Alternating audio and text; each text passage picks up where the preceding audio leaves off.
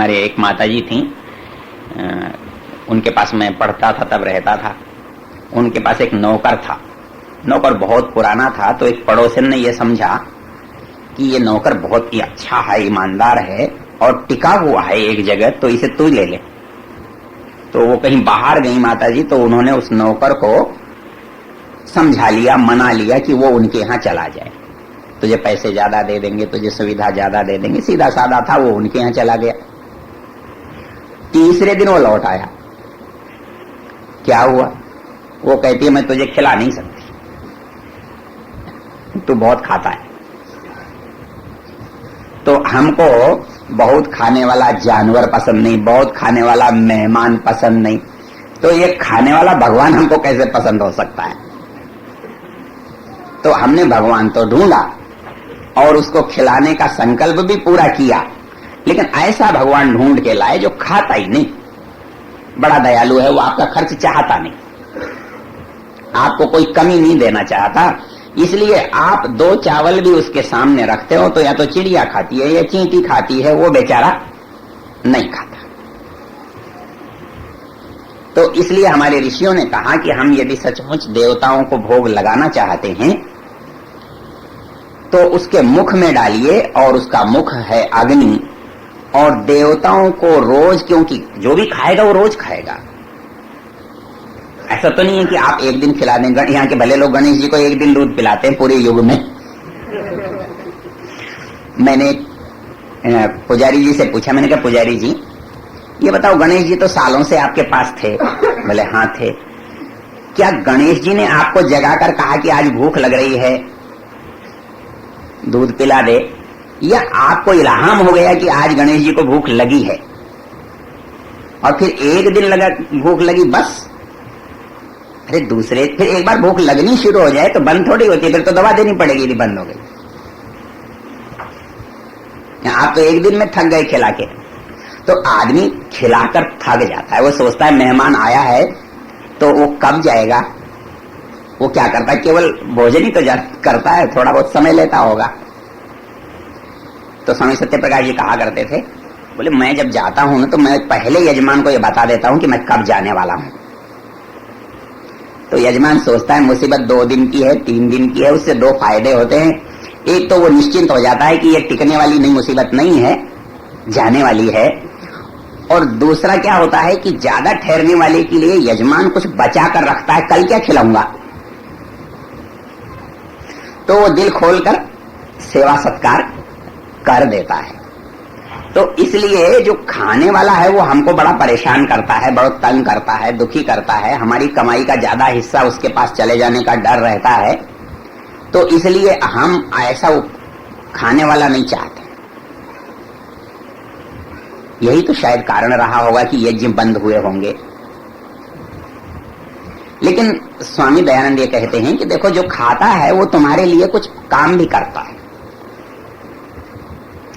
आप किसी को कुछ खिलाते हैं तो बदले में वो भी एक सज्जन है, एक सद्बुद्धि व्यक्ति है, तो वो केवल खाने के लिए आपके यहाँ नहीं आता। खाना उसकी मजबूरी है, खाएगा। आप कहीं जाएंगे तो आप भी खाएंगे, लेकिन बदले में वो आपका कुछ कल्याण, कुछ लाभ पहुंचाना चाहता है, ये उसकी सदिच्छा है। इसलिए वो कहते हैं कि यज्ञ में आप देते हैं ना, तो आप ये क्यों समझते हैं ये हमारा गया। आप ये क्यों नहीं समझते, जैसे खेत में बीज बोया हुआ किसान कभी ये समझता है कि मेरा बीज गया। चला भी जाए तो दोबारा बोता है। बारिश देर से हुई, बीज बोया, सूख गया, दोबारा बारिश होती है तो फिर बोता है। क्यों? उसे ये पता है कि ये मुझे लौट कर आने वाला है। तो वैसे ही यज्ञ वो पद्धति है, वो आविष्कार है जो हमको ज्यादा करके मिलता है। जो जाता है वो नहीं, हमसे घटता नहीं है, बल्कि अधिक होकर प्राप्त होता है, उसकी मात्रा बढ़ती है। यदि हम यज्ञ में कोई भी सामग्री डालते हैं तो जितनी थोड़ी सामग्री हम डालते हैं उससे बहुत ज्यादा वह होकर प्राप्त होती है। क्यों? नियम है। नियम यह है कि स्थूल वस्तु को जब सूक्ष्म रूप में आप ले आएंगे तो वो व्यापक हो जाएगा और प्रभावकारी हो जाएगा। दोनों नियम आप ये विज्ञान की बात आज करते हैं, लेकिन इसके बारे में आप विस्तार से पढ़ना चाहें तो ऋग्वेदादि भाष्य भूमिका का जो वेदोक्त धर्म प्रकरण है उसमें आप इसको देख लो। कर्मकांड के बारे में स्वामी जी चर्चा करते हैं, उसमें बड़े विस्तार से लिखते हैं। तो वहां स्वामी जी ने बड़ी सीधी बात लिखी है कि नियम यह है कि आप कहते हो हम क्यों नष्ट करते हैं, हम हवन में डालकर क्यों घी सामग्री को बर्बाद करते हैं, क्यों फूंकते हैं। स्वामी जी कहते हैं कि कोई पदार्थ नष्ट तो हुआ ही नहीं करता, केवल अदृश्य होता है। यही आज का विज्ञान कहता है। जब आपने घी डाला था आपको दिख रहा था और आपने जैसे ही उसमें आहुति दी वो अलग अलग गैसों के रूप में, अलग अलग पदार्थों के रूप में बंट गया और ज्यादा हो गया पहले से। हम यज्ञ क्यों करते हैं? हम चाहते तो है सबको खिलाना, लेकिन हमारे पास उतना नहीं हो सकता जितना होना चाहिए। हमारे यहाँ एक बड़े यज्ञ प्रेमी हुआ करते थे जो महर्षि दयानंद के सामने उनके शिष्य बने, महात्मा कन्हैयालाल जी। वो यज्ञ की पद्धति करने के लिए जब स्कूलों में जाते छोटे छोटे बच्चों से पूछते, भाई तुम्हारी कक्षा में कितने बच्चे हैं? कोई कहता 25 हैं, 30 हैं, 50 हैं। स्कूल में कितने हैं? 100 हैं, 200 हैं, 400 हैं। बोले भाई मेरे थैले में कुछ बतासे हैं, वो इतने तो नहीं है कि मैं सबको दे सकता हूं, तो बताओ कोई उपाय कि मैं ये सबको कैसे दे सकता हूं। तो पानी में डाल इन्होंने बताया पानी में डाल के। पानी में डाल के भी एक सीमा तक आप दे सकते हैं, इसमें कोई दो राय नहीं है, क्योंकि स्थूल से कुछ सूक्ष्म हुआ। लेकिन कुछ और भी ज्यादा लोगों को हम देना चाहते हैं तो हम कहां के क्या उपयोग करेंगे उसका? तो फिर अग्नि में डालेंगे, और अग्नि में डालकर कितना उसका प्रभाव हो सकता है इसकी कल्पना नहीं की जा सकती। इसलिए हम उत्तमोत्तम पदार्थों को खाना तो अच्छी बात है, लेकिन खाने के साथ अग्नि में डालना भी उतनी ही अच्छी बात है। इसलिए हम उत्तम पदार्थों की हवि यज्ञ में देते हैं। क्या लाभ हुआ इससे? इससे दो सबसे बड़े लाभ हुए। एक तो कम वस्तु से अधिक उपयोग हुआ। थोड़ा सा घी हमने डाला था, थोड़ी सी सामग्री हमने डाली थी, तो वो वातावरण में उसने कितना सुगंध फैलाया इसको आप नाप नहीं सकते। वैज्ञानिक उपकरणों से नाप भी सकते हैं, लेकिन सामान्य रूप से नहीं नाप सकते। अच्छा, उसका दूसरा सबसे बड़ा क्या लाभ होता है? हमारे पड़ोसी से बोलचाल कम है तो हम प्रसाद उसे पहुंचाएं या न पहुंचाएं हमारी मर्जी है, वो ले या न ले उसकी मर्जी है। लेकिन वो यज्ञ करे तो हम क्या करेंगे, या हम यज्ञ करें तो वो क्या करेगा? हमारा प्रसाद नहीं लेगा। क्यों? कि ये देवत्व की शक्ति आ जाती है, दिव्य शक्ति आ जाती है। दिव्यता क्या है, देवत्व क्या है? जब ये स्थूल सीमाएं जहां टूट जाती हैं, जहां समाप्त हो जाती हैं, वो परिस्थितियां दिव्य होती हैं। वो चाहे लोक दिव्य हो, वो बात दिव्य हो, वो कार्य दिव्य हो, मतलब दिव्य देवत्व की सीमा में आ जाता है। इसलिए हमारे ऋषियों ने एक ऐसा आविष्कार किया है कि हम इन सामान्य जड़ वस्तुओं से दोहरा लाभ प्राप्त करते हैं, वातावरण की शुद्धि भी करते हैं और अपनी आत्मा की पवित्रता भी करते हैं।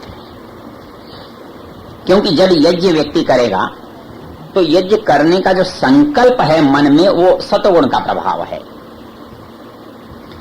ये प्रकृति के 3 गुण हैं, सत्व है, रज है, तम है, और ये निश्चित रूप से प्रकृति में है तो वो आत्मा से, इस शरीर से जुड़े होने के कारण इस शरीर में भी हैं, और इस शरीर के कारण से वो आत्मा को भी प्रभावित करते हैं। तो जब प्रकृति में सत्वगुण बढ़ता है तो हमारा शरीर में भी सत्वगुण बढ़ता है। यदि तमोगुण बढ़ता है तो हमारे शरीर में भी तमोगुण बढ़ता है, और रजोगुण होता है तो हमारे शरीर में भी रजोगुण होता है। सत्वगुण की सबसे बड़ी पहचान है कि व्यक्ति परोपकार करने की बात केवल और केवल तब सोचता है जब उसके मन में सत्वगुण का प्रादुर्भाव होता है। यज्ञ करने की बात मनुष्य केवल तब सोच सकता है जब उसके मन में सत्वगुण का प्रादुर्भाव होता है। मनुष्य वेद पढ़ने के बारे में, परमेश्वर का चिंतन करने के बारे में, स्वाध्याय करने के बारे में तभी विचार करता है जब उसके मन में सतोगुण की प्रधानता होती है। इसलिए सतोगुण वो गुण है जिसको सब प्रभावित करते हैं और सबसे प्रभावित होता है, जिसे सब पसंद करते हैं, जो सबको पसंद है। इसलिए जब हम सतोगुण में होते हैं उस समय हमारा किया हुआ कार्य, उस समय हमारा किया हुआ विचार सबके लिए उपयोगी होता है। स्वामी जी महाराज ने संस्कार विधि के सामान्य प्रकरण में एक वाक्य लिखा है, दुनिया के जितने भी काम हैं उनको हम करते हैं तो जब हमारा भला होता है तो दूसरे का नुकसान होता है, और दूसरे का भला होता है तो हमारा नुकसान होता है। क्योंकि कहीं लाभ होता है, किसी को शेयर में लाभ हुआ तो उसको लाभ तब होगा जब दूसरे को शेयर में हानि हुई हो। व्यापार में किसी को लाभ हुआ है तो किसी की गांठ से गया है, कम ज्यादा। लेकिन स्वामी जी महाराज कहते हैं कि यज्ञ ऐसी प्रक्रिया है जो अपने और पराये कल्याण के लिए किया जाने वाला कार्य है। अर्थात इससे जो कर रहा है उसका भी भला होता है और इससे जो दूसरे लोग हैं उनका भी भला होता है ना। हमारे ऋषियों ने उन कार्यों की खोज की है जिसमें हमारी हानि नहीं है लेकिन हमारे लाभ के साथ दूसरे का भी लाभ है। इसलिए यज्ञ संसार का सर्वोपकार करने वाला कार्य है, संसार का कल्याण करने वाला कार्य है, और इसलिए प्रत्येक को अनिवार्य रूप से करना चाहिए। ये बात हमारे ऋषि लोग कहते हैं। आजकल विज्ञान बड़ा विकसित है। एक भले वैज्ञानिक ने मुझे एक चिट्ठी लिखी, विज्ञान का विद्यार्थी होगा, कोई जैन लड़का था। उसने लिखा कि आजकल सबसे ज्यादा जो वातावरण का प्रदूषण है ये आर्य समाजी करते हैं। और क्यों करते हैं कि वो हवन करते हैं। उसमें प्रदूषण क्यों है कि वो लकड़ियां जलाते हैं तो धुआं होता है, सामग्री जलाते हैं तो धुआं होता है, और धुएं से कार्बन डाइऑक्साइड बनता है और इसलिए वातावरण प्रदूषित होता है। और उसने किसी वैज्ञानिक को एक पत्र लिखा। वैज्ञानिक ने लिखा, हाँ लकड़ी जलाने से दुर्गंध होती है। उसने वो पत्र मुझे भेज दिया। इसमें यदि आप परोपकारी पढ़ते हैं तो पीछे साल 2 साल पहले इसकी विस्तार से चर्चा हुई है।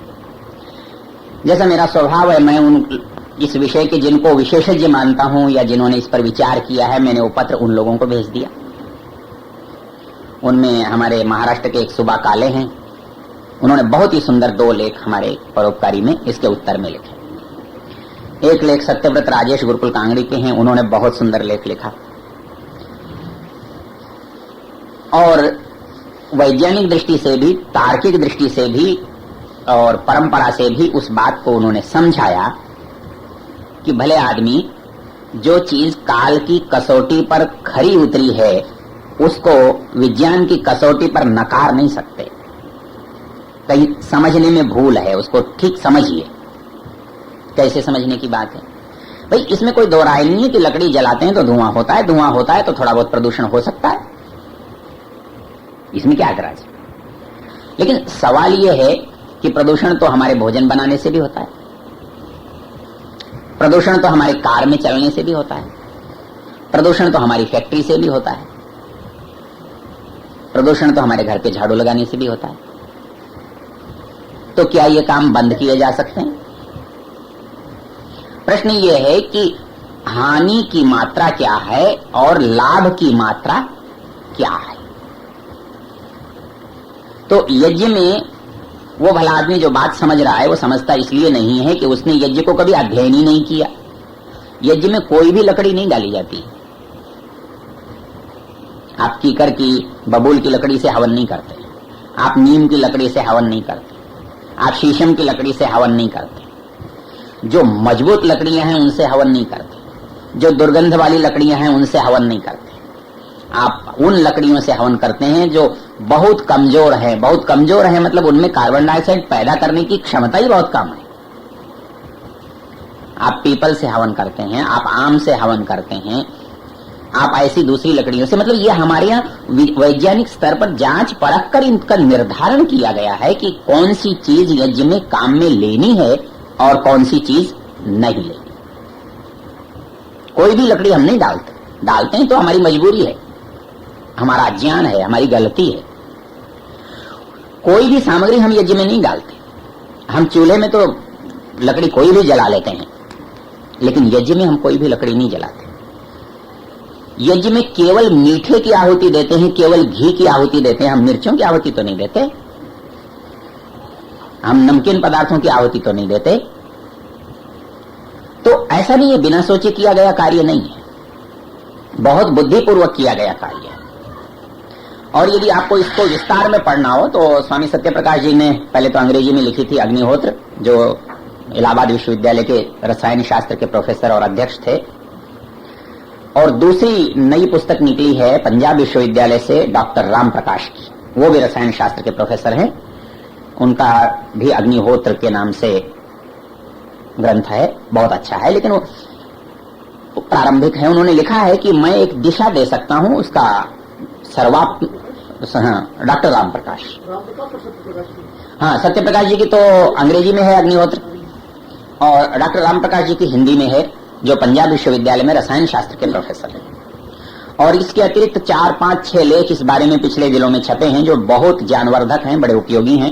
डॉक्टर सत्यव्रत राजेश का लेख जनजान में छपा है, आर्य मित्र में भी छपा है, सुबह काले का लेख परोपकारी में छपा है, एक किसी और विद्वान का लेख है, वो भी बहुत अच्छा है। एक बार मेरी इच्छा हुई थी कि इन सारे लेखों को एक पुस्तकाकार रूप में प्रकाशित किया जाए, जिससे जन सामान्य को लाभ हो सके, लेकिन वो बात मन में रह गई और समय बीत गया।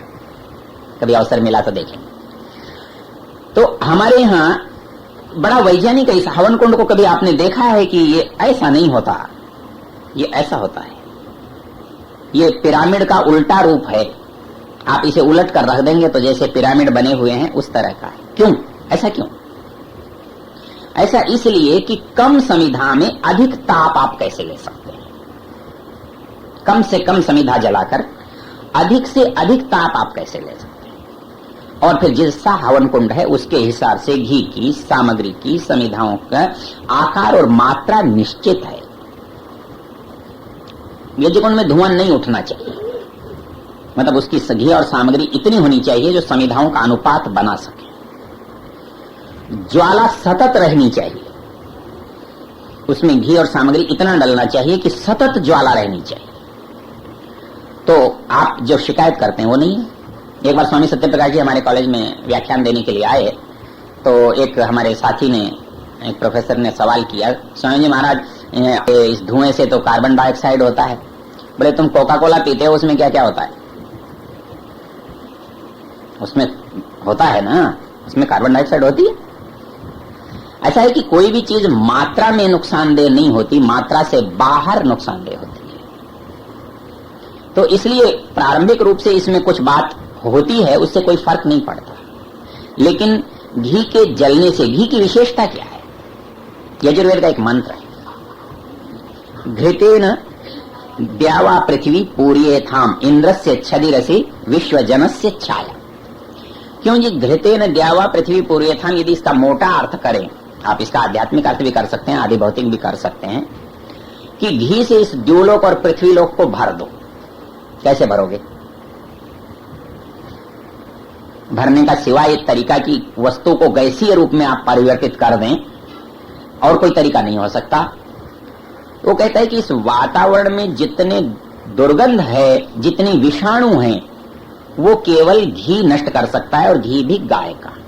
बाकी घी तो हमारे विकल्प हैं, मजबूरी हैं, हम तो पता नहीं क्या डालते हैं, क्योंकि बाजार से लाते हैं तो ईश्वर ही जानता है। हम जब घी खरीदने जाते हैं तो एक व्यक्ति ने मुझसे पूछा, जी आप देसी घी करते हैं, देसी घी का शौक रखते हैं, तो क्या गारंटी है कि आप देसी घी ही खरीदते और खाते हैं? मैंने कहा एक ही गारंटी है कि देसी के पैसे दे रखे हैं, और क्या गारंटी? या तो वो भला आदमी जानता है जो घी बनाता है, या ईश्वर जानता है जो देखता है। बाकी तो हम कुछ नहीं कह सकते हम क्या खा रहे हैं क्या नहीं खा रहे हैं।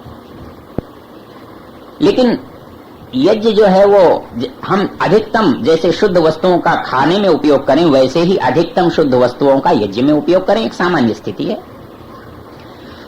क्योंकि घृत जो है विषाणुओं को नष्ट करता है, दुर्गंध के परमाणुओं को छिन्न भिन्न अग्नि करता है, इसलिए अग्नि और घृत मिल करके वातावरण को शुद्ध करते हैं। हमारी दूसरी वस्तुएं हैं वातावरण को पुष्ट करती हैं। एक चीज है झाड़ू लगाना, एक चीज है उसे संवारना। अग्नि का काम है कि परमाणुओं को खंडित कर देना, तोड़ देना।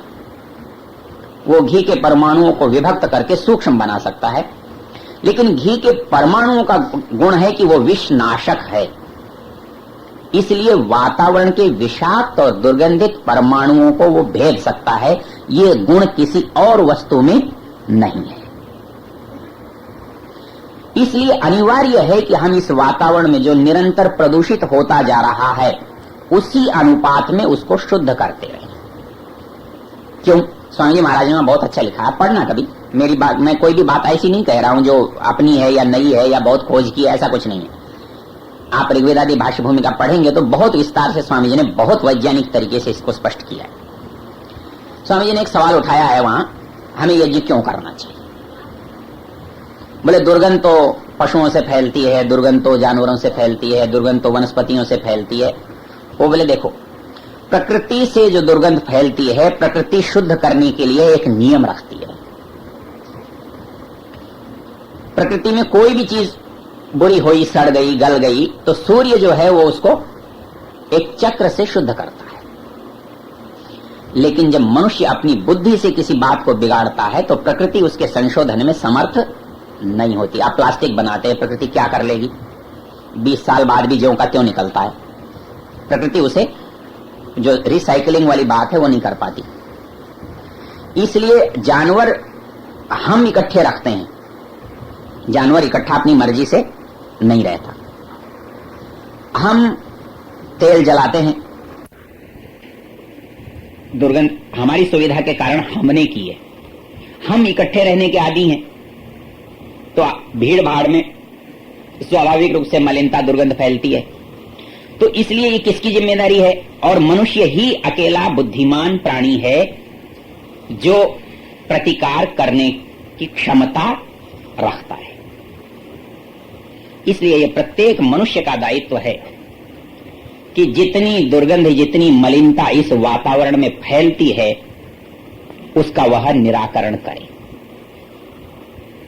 कभी कहते हैं जी क्या थोड़े से हवन करने से? यदि हम सब मिलकर थोड़ा थोड़ा करें तो कितना होता है? अमेरिका को भारत की चिंता क्यों है कि आप थोड़ा थोड़ा खरीदेंगे? आपको एक बहुत बड़े बाजार के रूप में वो देखता है। वो ये देखता है कि उसकी कुल बिक्री कितनी होने वाली है। लेंगे तो हम 2, 4, 6 साबुन, लेकिन उसका कितना साबुन बिकेगा? करोड़ों और अरबों रुपए का। तो वैसे ही हम थोड़ा थोड़ा यदि यज्ञ करेंगे तो हमारा सकल परिणाम क्या होगा? वो फिर क्या है? दूसरा, हमारी प्रवृत्ति संशोधन की होगी। आज हमारी प्रवृत्ति दूषण की है, प्रदूषण की है। हम परवाह नहीं करते कि इससे क्या बिगड़ रहा है। और ये बात हमारे पूर्वजों ने बहुत समझदारी से काम किया था। आप कल्पना करो, मैं आपके साथ आपको गांव की तरफ ले चलता हूं। ये थोड़ी सी गांव की पृष्ठभूमि है तो आप मेरी बात से सहमत होंगे। हमारे यहाँ ईसाइयों के बहुत अच्छे हॉस्पिटल और बहुत अच्छे स्कूल है अजमेर में। वो कभी कभी मुझे बुला लेते हैं। उन्होंने एक सर्वधर्म मैत्री संघ बना रखा है। तो एक व्यक्ति से मेरा परिचय हुआ, फादर लेसर। परिचय भी क्या हुआ, लड़ाई हो गई एक दुकान पर। लेकिन आदमी बहुत सज्जन थे। लड़ाई की भी किस बात पर हुई, बात तो इस प्रसंग की नहीं है पर कह देता हूं। मेरे एक मित्र डॉक्टर दिनेश मिश्र थे, जो अंग्रेजी के प्राध्यापक थे, राजकीय महाविद्यालय में पढ़ाते थे। उन्होंने अपने भांजे को एक दुकान कराई अजमेर के स्टेशन रोड पर। तो मेरे मित्र थे, तो उनको खड़े देखा, मैं मिलने चला गया। तो उन्होंने मेरा परिचय फादर लेसर से कराया। फादर लेसर जर्मन मूल के, माँ शायद आयरलैंड की, आस्ट्रेलियन कहीं की थी, वो ऐसे व्यक्ति है। उन्होंने कहा ये फादर लेसर हैं और बड़े विद्वान हैं, अंग्रेजी में इन्होंने बहुत सारी पुस्तकें लिखी हैं और ये धर्म प्रचारक हैं। उन्होंने मेरा परिचय कराया। ये अध्यापक हैं, दयानंद कॉलेज में पढ़ाते हैं। ये कहते ही फादर लेसर ने मेरे से एक ऐसा शब्द कहा जिसकी मैं कल्पना नहीं कर सकता था। वो बोले, प्रोफेसर देखो तुम बुद्धिमान आदमी हो, पढ़े लिखे आदमी हो, तुम मेरी एक बात मानो। मैंने कहा कहिए। बोले ऐसा है कि ये सरकार संस्कृत पर बहुत पैसा बर्बाद करती है, ये राष्ट्र की हानि है, आप एक चिट्ठी लिखो। उसका हाथ गलत जगह पड़ गया भले आदमी। मुझे एकदम ताव आया। मैंने कहा फादर लेसर, तुम इस मिट्टी की उपज नहीं हो तो इस मिट्टी के हित के और भले के बारे में कभी नहीं सोच सकते। यदि तुम्हें आंकड़े पर सोचना था तो तुमने अंग्रेजी के बारे में क्यों नहीं सोचा? 10-20 लोग थे, वो थोड़ा सहम गए। बोले नहीं नहीं प्रोफेसर, मेरा कहने का ये मतलब नहीं है, आप ठीक हैं, आप ठीक हैं, आप ठीक हैं। लेकिन उस व्यक्ति ने मेरे से संबंध सदा बनाए रखा। उसके बाद मेरा उनका परिचय रहा, वो मुझे मैत्री संघ में ले गए। अलग बात है, उसको छोड़ देते। बहुत ही प्रेम, आज तक भी उनका क्रिसमस पर कार्ड आता है, दिवाली पर शुभकामना आती है। ये उस व्यक्ति का गुण है। और उस व्यक्ति ने 20-20 साल जंगल में रहा, शहर की शक्ल नहीं देखी और सारे वनवासियों को उठाकर उन्होंने ईसाईयत में परिवर्तित कर दिया। इसको आप सोचेंगे तो लगेगा कि वो कितना बड़ा काम करते हैं। उन्होंने मुझे बुलाया तो मैंने उनसे पूछा, मैंने कहा भाई लोगों, ऐसा लगता है कि कहीं कहीं गलती हो रही है। आप लोग हॉस्पिटल में, आप गिरजाघर में, आप दूसरी जगहों पर क्या जलाते हो? मोमबत्ती। मैंने पूछा मोमबत्ती क्यों जलाते हो आप? यदि मोमबत्ती केवल प्रकाश के लिए जलाते हो तो बिजली के बल्ब जला लिया करो, और यदि किसी और कारण से जलाते हो तो आप गलत जलाते हो, क्योंकि ये प्रदूषण को बढ़ाने वाली चीज है। हमारे यहाँ हॉस्पिटल में क्या है, दिन भर मोमबत्तियां जलती हैं। बच्चा पैदा होता है, वो कहते हैं लड़की हुई तो 5 मोमबत्ती जलाओ, लड़का हुआ तो 7 मोमबत्ती जलाओ, तो 150 बच्चे तो होते रहते हैं, तो दिन भर मोमबत्तियों का ढेर जलता रहता है। तो मैंने उनसे कहा, मैंने कहा ये क्या है? आप लगता है कभी आपने इस पर विचार नहीं किया है, बिना विचारे कर रहे हो आप। बाकी लोग तो संकोच कर जाते हैं कि भाई इनको क्यों नाराज किया, इनको क्यों कहा। हमने कहा हमसे नाराज हो जाएंगे तो नहीं बुलाएंगे, इससे ज्यादा क्या करेंगे। मैंने कहा देखो एक बात सुनो, ये बात हमने जितनी अच्छी समझी है आप नहीं समझ सके। आप प्रसन्नता ही तो व्यक्त करना चाहते हो ना, प्रकाश के माध्यम से। हमारे यहां प्रसन्नता व्यक्त करते हैं घी के दिए जलाकर। आप अपनी ग्रामीण पृष्ठभूमि में जाकर देखिए, जब हम प्रसन्न होते हैं तो घी के दिए जलते हैं। केवल दिए जलाना नहीं बोलते, घी के दिए जलते हैं। हम सफल होते हैं तो हमारी घी में होती हैं। हम कहते हैं ना भाई 5 घी में है, और कुछ ज्यादा हो जाए तो सर कढ़ाई में होता है। तो हमारे पूर्वजों ने, हमारे ऋषियों ने इस तथ्य को समझा था। वो प्रसन्नता को भी इस तरह से व्यक्त करते थे जिससे पर्यावरण को शुद्ध किया जा सके, दूषित नहीं होना चाहिए। हमारी पाश्चात्य संस्कृति ये नहीं समझती कि हम प्रसन्न हो रहे हैं तो इसका दुष्प्रभाव क्या पड़ेगा। हम बहुत प्रसन्न होते हैं तो कुछ मांस खा लेते हैं, 2-4 प्राणियों की हत्या कर लेते हैं, शराब पी लेते हैं, कुछ पैसे का नुकसान कर लेते हैं, कुछ शरीर का। लेकिन हम जब प्रसन्न होते हैं तो हम परोपकार करते हैं, हम प्रसन्न होते हैं तो हम दान करते हैं, हम प्रसन्न होते हैं तो हम यज्ञ करते हैं, हम प्रसन्न होते हैं तो घी के दिए जलाते हैं। 2 लाभ होते हैं, हम भी प्रसन्न होते हैं और हमारे साथ का वातावरण भी प्रसन्न होता है। ये चिंतन का फर्क है, ये दर्शन का फर्क है। हम किसी चीज को कैसे अभिव्यक्त करते हैं और अनजान आदमी उसको कैसे अभिव्यक्त करता है। प्रसन्नता तो वो भी अभिव्यक्त करता है, वो भी प्रकट करता है, और प्रसन्नता हम भी प्रकट करते हैं। लेकिन आप सदा देखेंगे अपने यहां जब भी कोई भला काम होगा तो दान की बात सोची जाएगी, यज्ञ की बात सोची जाएगी, दूसरों को भोजन कराने की बात सोची जाएगी। मतलब आपको आश्चर्य होगा, यदि आप पुरानी परंपरा से परिचित हो तो अपने घर में यदि बेल लगी है तो पहली लौकी होगी तो किसे दी जाएगी? जाओ पंडित जी को दे आओ। मतलब हम अपने लिए सोचते ही नहीं है। हम घर में किसी भी नई चीज का प्रयोग तब तक नहीं करते जब तक उससे हम दूसरे के लिए नहीं सोच लेते।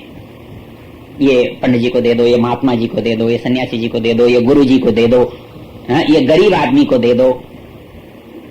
और हमारे परिवेश में गरीब रहता था तो कभी भूखा नहीं मरता था, गरीब रहता था तो कभी बिना कपड़े नहीं रहता था, गरीब रहता था तो गरीब रहता था लेकिन आवश्यकताओं से वंचित नहीं रहता था। ये यज्ञ का प्रभाव था। और इस